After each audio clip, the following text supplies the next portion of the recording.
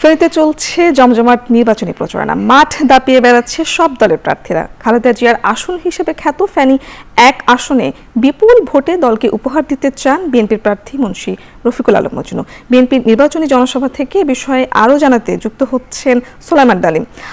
সোলাইমান ডালিম, আমাদেরকে জানাবেন খালেদা জিয়ার মৃত্যুর পর তার আসনে যেই বিএনপি বর্তমান প্রার্থী রয়েছেন তিনি কেমন জনসমর্থন পাচ্ছেন?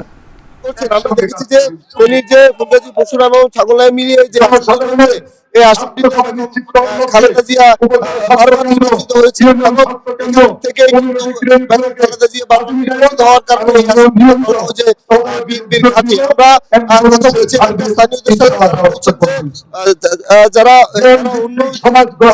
বিএনপিকে নির্বাচিত করেছেন এবারও কিন্তু বিএনপিকে নির্বাচিত করার বিষয়ে তাদের কিন্তু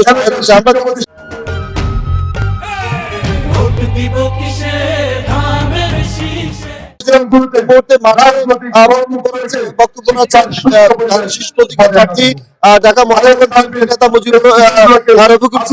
তিনি বলছেন যে তাহলে এলাকার মানুষের বন্যার যে সংকট সেটি তিনি সমাধান করবেন এবং একটি মেডিকেল কলেজ এবং বিশ্ববিদ্যালয় করার আশ্বাস তিনি প্রদান করছেন।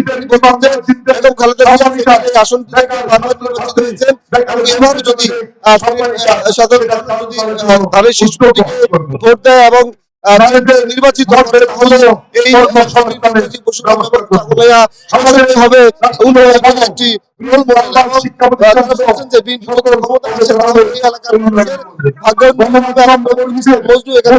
মানুষের পাশে থাকবেন। ফেনী থেকে যুক্ত ছিলেন সোলাইমান ডালিম।